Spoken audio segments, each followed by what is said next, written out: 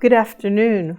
My name is Ramona La Roche, and I am the Adult Services Supervisor here at the African American Research Library and Cultural Center in Fort Lauderdale in the historic Sistrunk community. This afternoon, which is Thursday, May 12th, 2022, we're in the process of interviewing persons that were involved in the making and the discovery and the building of our wonderful institution here. This is our Vicennial year, 20 years that we've been in existence. And today I have the pleasure and the honor of interviewing one of our community residents and leaders, Chief Nathaniel Styles. Welcome, Chief. Thank you. I want to open up with us pouring a libation for our ancestors and giving thanks for this opportunity. So, we say cool water to freshen the road, to freshen the house, to freshen our reach, so that sickness is no more, darkness is no more, death is no more, poverty is no more, depression is no more. We ask all these names in honor of those who've come and gone before us. In your names we say, Ibashe. Thank you. Shell, give thanks. Give thanks.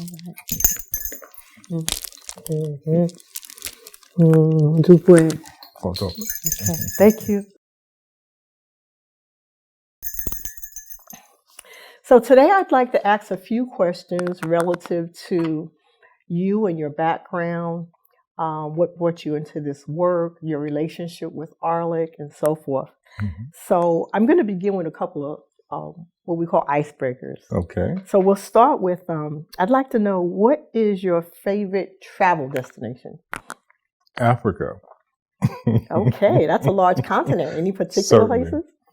Well, I have traditional titles both in Ghana as well as Nigeria. And with that being the case, they both hold a very special place in my heart.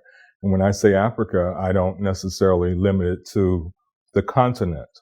I also look at the African Atlantic. So with that being said, Cuba and Brazil also are very, very dear places, destinations for me. Thank you. Thank you. And what about your favorite food? My favorite food. Egusi stew. Sounds good to me. You know, in the South, we have this thing for greens. So it's greens based with spices and ground millet seed. Very organic, very natural, very earthy. Okay. Yes. Okay. Is there any place in Broward County that we can get some of that, or do we have to go outside of our county? My home. Okay. All right. So we'll leave it at that. Yeah, I wasn't prepared for a shameless plug. Okay. Okay. Thank you. And what about a favorite book? Favorite book? I really enjoy Of Water and Spirit by Malidoma. Nice. And it was the Dagara people of Burkina Faso. And it talks about his experience growing up as a seer, a child. And at that time, during his birth, he was told that he would go out into the world. He went abroad and returned. And so it really sort of documents the development and the experience being a spiritual person in both worlds, both the Western as well as traditional. Okay. If my memory serves me correct, did he recently make his transition? He did. And that was this past year, right? Yes, within the last few months. Yes, okay. God rest his soul. Ashe. And finally, what about a favorite movie? Roots. Okay. You know, it was not necessarily a movie, a docu-series, but it was very transformative in terms of really making the reality of the transatlantic enslavement a reality for those who had no concept of what people endured in order to survive. Last year, we had the privilege of celebrating 100 years of Alex Haley, and we also have some of his works in our collection here at the library in our special archives and collections. So I'm going to talk a little bit about your history, your childhood. What is your date and place of birth? I was born in Tampa, Florida. That's the west coast of Florida. June of 1962. Okay. And your mother's name and her place of birth? My mother, Martha, she's from the core Graham lineage. She was born in Andrews, South Carolina. So we are of the soil of Gullah Geechee Nation. Nice. Okay. Can you spell out her name for us, please? Martha, Martha, Beverly Ann, Beverlyann, Core, Core. Okay. And you mentioned that she was from Andrews. If my memory is correct, Andrews is in Georgetown County, South Carolina. Most certainly is. So I did want to point that out. That's another connection that we found we both share, have. absolutely. That's my mother's home as well. And what do you know about your mother's ancestry, like your grandparents, etc.? My mother's parents, my late great-grandmother was from Georgetown County as well. The family is still there. We still maintain the property that my mother was born in. The family were they were farmers, and their business was tobacco. And not just that they harvested tobacco, they also would lease the land for others. Okay. I remember once a very prominent Caucasian woman passed away. And eventually my great-grandmother passed away. And I remember them coming to her service and stating she was like the chief of their family. So here you had this very, very noble African-American woman who mediated problems for the community despite their race or nationality. So I've come from a very, very strong matriarchal lineage, hence the photograph of my mother between us. Yes. Thank you. Thank you. Are there other family surnames connected to your mother that you want to talk about? Yes. Joyner, Joyner, and Graham, Graham. There were also some Hennessy's in the family. Okay. And what about your father's name and his place of birth? My father, St. Petersburg, Florida. His mother, Rosa Moses. Her mother, Lola Morgan. Mother Rosa was born in Americus, Montezuma, Georgia. They were very strong Native American lineage. They actually look like a Native American people. And Mother Rosa would tell me that her mother was the governess of a one-room schoolhouse. And in my talks with my grandmother, we would often joke about, here we are worried about the latest model of car that we wanted. And she was very proud to ride in a horse and buggy.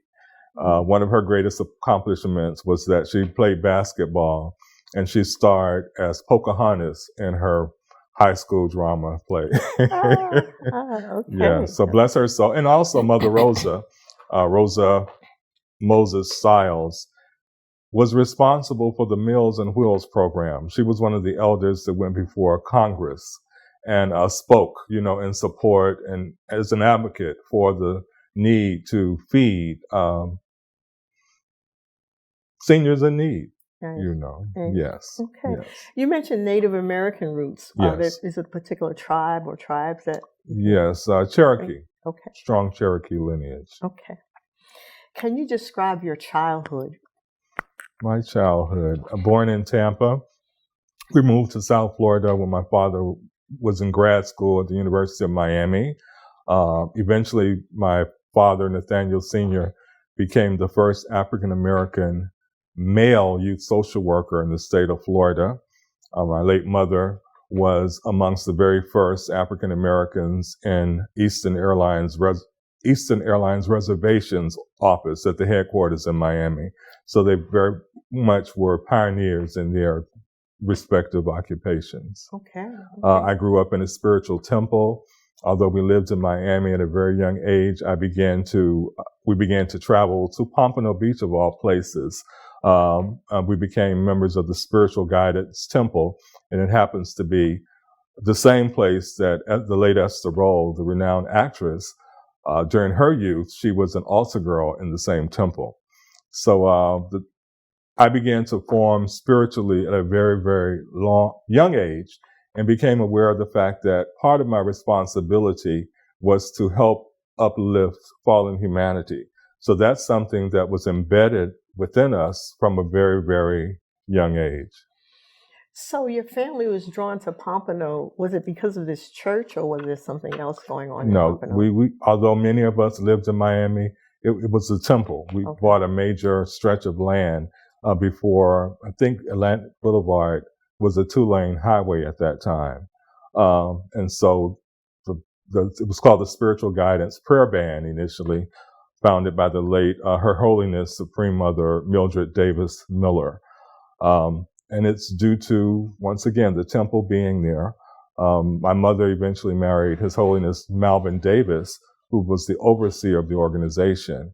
And so after commuting back and forth for many, many years, we eventually settled in Pompano Beach, Florida. Okay. How long did the temple last? Is it still around? The temple still exists. And Good. Derek Davis, who formerly was the director, curator of the Old Dillard Museum, is actually my stepbrother. Okay. And he now is the overseer and minister of the temple. Oh, wow. Okay. So, wow, we have to talk more about that history at another time, but Yes, sounds yes. interesting.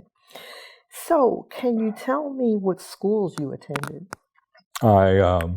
Very young age, I attended primary C as one of my earliest memories in Miami, Archard Villa, Edison Elementary.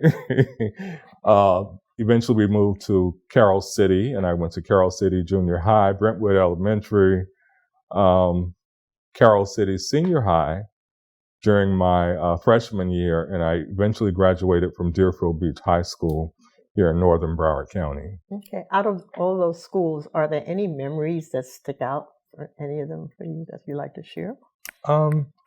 I can remember a woman by the name of Mietze Block. She was a German woman who really taught us a great deal about nature, about craft.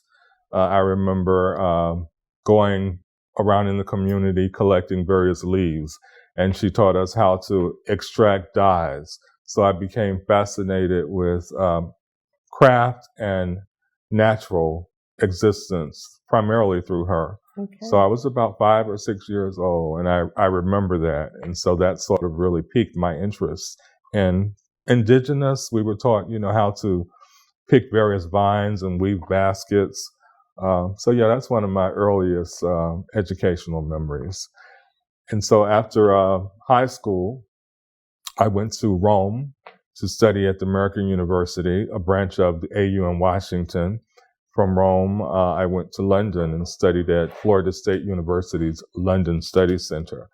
I call myself a perpetual student. I feel that, we've never really reached our peak. So as long as we're on the planet, there's something for us to learn as well as something for us to teach. Okay. I want to come back again a little bit to the earlier family history. Mm-hmm. When you were in high school, what were you thinking that you wanted to do later in life? Very early, I'm from a very international family. So very early on, I thought that I was going to do some type of foreign service. I was very much aware that I was very intrigued by cultures. I mean, within the family, we have a Native American, we have Dutch, we have Japanese intermarried, Greek. So I grew up in really what you could consider to be a mini or model UN. And so when you talk about cultural diversity and inclusion, it's really at the essence of my being. It's uncomfortable for me to be in a segregated environment in reality because my reality has been very, very diverse. Do you speak other languages? Yes, I speak some Spanish as well as French. Okay. Mm-hmm. And what about Italian as well? I'm sorry. Okay, Let me not forget. Okay. And what about African languages? Yes, a little Yoruba. Okay. Yes. Okay. And salutations in Twi, but are not as fluent as I would like to be. I got you. Well, like anything, if we don't practice, we lose it, right? Yes. So going back to high school, mm-hmm. When did you decide where you would go to college? What led you to that decision? Well, during my high school days, I had began to model as a member of Bird Iron's Teen Fashion Advisory Board. Bird Iron's was part of the Federated Department Store chain. which also includes Bloomingdale's and Macy's.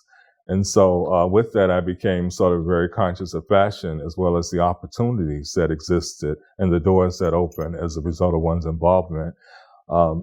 Eventually, I became involved in acting. Actually, when Miami Vice was a pilot, before it was picked up by the networks, I played several roles in that as well. So it's really based on my interest in the arts as an industry and where I felt that I would have the greatest opportunities via an international experience. And at that time, Rome was very fashion forward, Italy, shall I say, and an incredible appreciation for Black culture. And that was one of the major focus points that motivated me to go to Rome to study. I knew that it was an environment not only would facilitate my interest in global affairs, but also artistically it would nurture me and allow me to develop on a global platform. And this was your first college experience? Yes. Okay. Yes. Okay. What did your family think about you going to Europe to study? Well, considering my mother working for the airlines, from the age of 5, we had the liberty of traveling solo. So I was 5 and my immediate younger sister was 3. And she would put us on a plane and they would put the lanyards around our necks, sit the two of us in first class. And our initial flights were short flights to Tampa. And so flying has always been very, very ingrained in who I am. So it was normal that by the time I was 18, that I would begin to travel internationally. Okay. You mentioned your first work initially was in fashion. What would be other jobs that you did after in terms of your line of work after going to Italy? Actually, before going to Italy, as a result of being involved in federated stores through the Teen Fashion Advisory Board, I began to work for Burdine's department store. And so my senior year in high school, I was what was called a B code manager. A code manager managed major departments. But as a B code manager, I managed special events, special concessions within the store, as well as gourmet foods and that type of thing. So if we had someone coming to sell Persian carpets, that would be my responsibility to manage the pop-up, to staff it.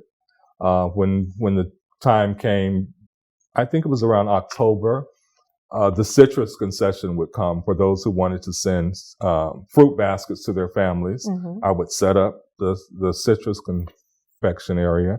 I also would, Christmas, we called it the trimetry department. So those were the types of pop-ups or special concessions that I managed. Okay. And so that really, being in a temple, the son of a minister, we were accustomed to decorating for funerals, decorating for weddings. So sometimes we undervalue the Black experience of the church and what it does. Mm-hmm. In my case, it was a temple, but it really gives you an opportunity to polish and to develop skills. Right. So it's important that we return to religion and spirituality because it really, really helps to mold and define us, in our adult lives. Okay. Are you a member of any professional organizations? Yes, I am a member of the 5,000 Role Models Excellence Project. It's a male youth dropout prevention program that was founded by the Honorable Congresswoman Frederica Wilson. So I'm a member of the 5,000 Role Models. I'm president of the International Indigo Association that's based in Charleston, South Carolina. I'm on the board of Ibili Indigo, which is an artist community that's being developed once again in South Carolina.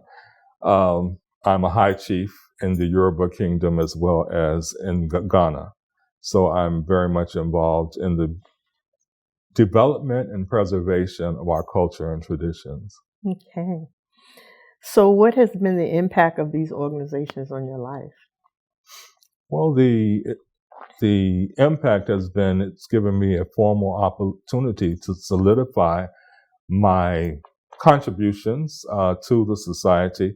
And as we talked about institutions, organizations, I'd be remiss not to mention the African American Research Library where we are today, that I was very much a part of the fact-finding team that did research in Ghana. Mm-hmm. And I had the honor of leading the former chair of the Broward County Commission, the Honorable Sylvia Portier, to Ghana and was able to walk the team into the office of the late President J.J. Rawlings. In addition, when the ground was broken, I assisted the High Chief Ebahon of the Benin Kingdom with pouring libation and putting the necessary medicine in the ground so that we would develop a strong not financial institution, yes, but cultural institution as we have now. Okay. Well, we know we can't do this without finance, so that is an important aspect as well. Ashe. So with that, we were able to attract the resources we need with the blessing of our ancestors and the divinities. So my next few questions are related to that relationship that you've had with AARLCC, part of the founding and research committee. From my research, I've noticed that there was a trip taken by a group of local people that went to West Africa. Can you tell us a little bit about that trip? Who went? How long were you there? What did you do, etc.? Yes, the trip was led by the Honorable Broward County Commission Chair Sylvia Portier.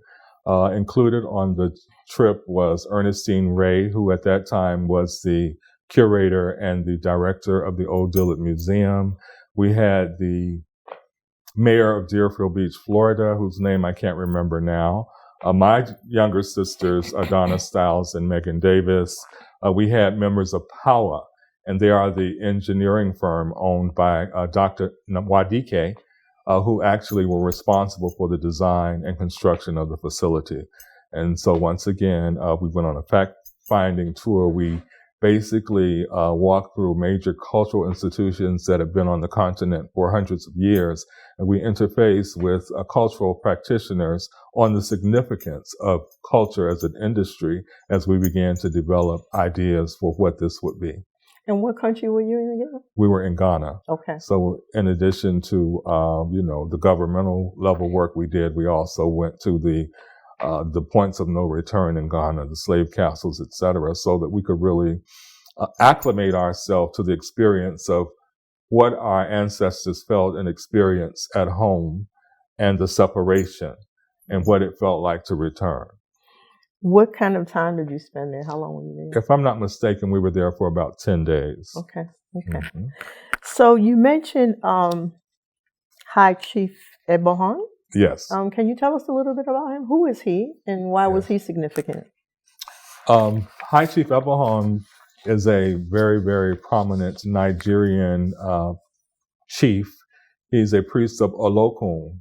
Olokun deals with the dark, deep mysteries of the sea. He's also a renowned playwright and theater practitioner who resides between Benin City, Nigeria, and Miami. He's a very prominent person, both from a theatrical and artistic perspective, as well as spiritual. And so we felt, considering the significance of the seas in our migration, our passage from Africa to here, we say that those who survived the transatlantic slave trade experience, it was beyond physical strength.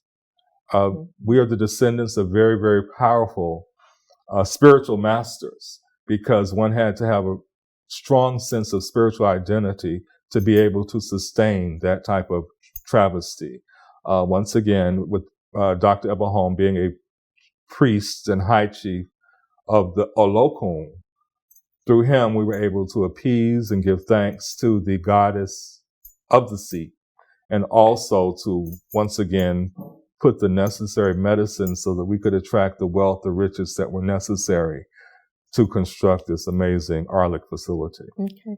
What brought him here? How did that connection happen? Are you aware? Well, considering the desire to construct a facility, naturally the cultural leaders from the continent and within our community were very much a part of initial conversations, etc. Chief Ebahon also had a very large collection. And if I'm not mistaken, some of the major pieces on the wall, etc., were provided by him. Mm-hmm. And I understand his institution has been around since 1965. Absolutely. I mean, his facility in Benin City is something amazing. His compound is a city block in the middle of town. Mm-hmm. with incredible shrines and monuments. I mean, it's something like I've never seen before. Okay. So I want to tie back a bit. We talked about earlier about your being a high chief. So tell us a little bit about your spiritual or your religious practice, and how did you arrive at that? So once again, I grew up in a metaphysical temple. We were taught the Bible. We also were taught from the Aquarian Gospel of Jesus the Christ. It was written by Levi, and those are the 12 years of the Christ's existence that weren't not well documented in the Bible. I got basic Kabbalah, astrology, numerology. So it was a natural progression for me, having had such a strong spiritual foundation, to delve into the mysteries of our ancestors. And so once I was about 8 years old, and that's when I was introduced to the Yoruba. So divinations were done by Babalaos in Miami, and they began to tell us so much about our lineage and the royal kingdoms that we came from. And it's interesting how this has played out in my life, both being installed as Nana Kweku and Kobiahini II in the Ashanti Kingdom of Ghana. That's 25 years ago. And then as recent as 10 years ago, the Otumba Foshumbade of Alaye Mori Kingdom, Ido Osun State, Nigeria. That's Yoruba Kingdom. And it's so interesting how the African traditions are so alive still in the diaspora, most especially our Caribbean Latin communities, be it Cuba, be it Brazil, be it Trinidad and Tobago, Haiti. We're able to see the Africanisms very much a part of the cultural expression today. Okay, wow. You mentioned the Gospel of Racine. Those were the books that were taken out or not, if I recall. Yeah, Absolutely. Yeah, I've seen some of that writing. They talk about his fasting, Jesus fasting, and so forth. Absolutely. Yeah, okay. So your parents, you mentioned 8 years old. So your parents were exposing you to this stuff, even though their tradition was set in whatever they were doing. They were still open and receptive to. Sounds like a range of possibilities. These were the things that are taught at the temple. So, it's very much a part of who they are. I won't say were, because we feel our ancestors are always with us. So, I was immersed very early. So when you think about the liberation and the freedom, the parents' ideology was that we have exposed you to truths. Now it's left up to you to go out and to implement the principles, the teachings that you've been given. Okay, thank you. I want to go back a little bit to the Gullah Geechee heritage, if you will. Again, your mother was from Andrews, South Carolina. What influence has that played, and does it continue to play in terms of the work that you see yourself doing and the connections between, the Carolinas, Georgia, Africa countries? Ironically, one of the later chieftaincies I received was from the Oyotunji African village, which is in Sheldon County, Yamasee, South Carolina. And so it's just so interesting how I see these coincidences of spirituality being repeatedly woven into my life. Oyotunji is the first Yoruba kingdom in America. Right. And all of this, one thing I haven't mentioned was that in 2008, I was responsible for working along with the architect Harlan Woodard. We envisioned a cultural tourism destination in Miami-Dade County. So with the support of the Honorable Dorothy Bendros Mendengal was the sponsor, and the late Larcenia Bullard and Congresswoman Frederica Wilson, we were able to designate 43 city blocks in Miami as the African and Caribbean Cultural Arts Corridor. The core of that is what's called the Oshun Village Miami. It's a project that really was envisioned to create a sense of cultural identity within Miami and to serve as a destination for tourists. It's been slow to develop at the rate as everything is when you're dealing with government, et cetera. But through that, we've been able to really crystallize the presence of an African consciousness within South Florida. So what, particularly in that parameter, what's there now? I mean, if we go there, what will we see? There are a series of galleries, stores, some botanicas, there are residences that have been built. So this is simply it's a road designation in a road, 7th Avenue, which is a state road that runs parallel to I-95. And the major concept was for us to be able to identify that the African and Caribbean presence was here, and so that it would always remain. And so with it being designated by the state, there's no doubt, regardless of the development, we will know that people of African descent were major contributors and have always been here. So it's almost like a corridor. Yes, similar it is. to the Gullah Geechee Yes, corridor. Not quite as yes, large, but yes. okay. It is a African and Caribbean cultural arts corridor. Okay. And the core of it, 5 blocks, are the Oshun Village, Miami. Okay. So that was designated by government. By this, yes. Okay. Yes. So that there's some proclamation or something, Yes, some of those yes. records. Mhm. Okay. Do we have those records here? And if not, we need to get Yes, we definitely will have them here. Okay. Mhm. Great. So what collection materials might you possess in support of your affiliation with AARLCC? Like some of the What are some of the things? Well, I have a very expansive collection of photographs. I've always loved photography. So I have a lot of photographs, a lot of newspaper clippings, a few relics from the groundbreaking ceremony, even the clothing that I wore during the groundbreaking ceremony, which you have photographs of. Right. We still have those things in our possession. Okay. We'd love to have a discussion with our archivists around that as well. Okay. So we'll make sure that happens. And we're getting almost to the end.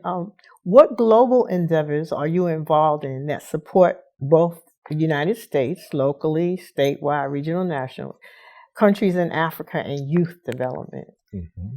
So through my involvement with the 5,000 Role Models of Excellence, it's very diverse. Once again, it's an initiative of the Congresswoman Frederica Wilson. So there's various programming that ultimately focuses on dropout prevention for African American young men. And each graduate of the program actually receives a scholarship to be able to go on and further their education. So education of youth, most specifically African American male youth, is very, very important. In addition, I'm very much involved with the UNESCO designated Oshun Oshogbo Sacred Grove, which is a World Heritage Site. Mm-hmm. They are very much involved with the artisans there and the preservation of their artisan village. A couple years ago, it was burnt to the ground. So we're actively involved in fundraising to reenact a co-op for the Oshun creative artists. And they do everything from the indigo, such as also that was a major crop in South Carolina. So from the source there.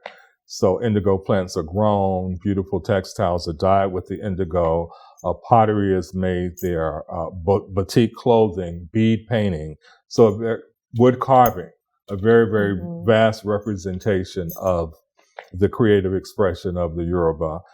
Additionally, I'm also involved with the artisan villages in Ghana. We had what was called the arts market that overlooks the ocean. The land was recently purchased for developers, and the artisans who've been there, more than 350 artisans, are being displaced. And so we are actively involved in identifying land for them, and through the architectural firm with Harlan Woodard, coming up with an edifice so that it can house and reflects culture, and most importantly, incubate those traditions that basically are threatened by development. And last but not least, we are very much involved in Cuba. The Cuba has about 75% of its population is of African descent. They are Yoruba practitioners primarily. We just in December, January, we hosted our first artist residency there. We brought over an artist from Ghana who was in residence in Cuba for 1 month, Edward Onso. and he had his culminating exhibition at the Casa, the Africa House Museum in Havana. So we are both in the Americas, Caribbean, as well as Africa. We're very much involved in reinforcing that triangle of trade, utilizing culture as a stimulus for economic development and positive cultural identity. Okay.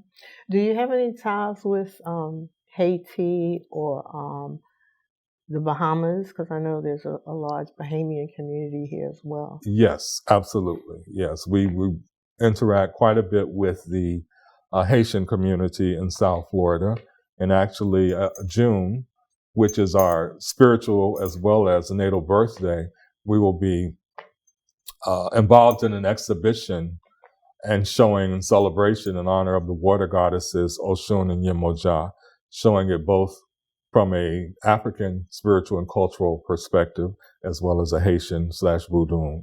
And that will be June of this year, 2022 in Miami. Okay.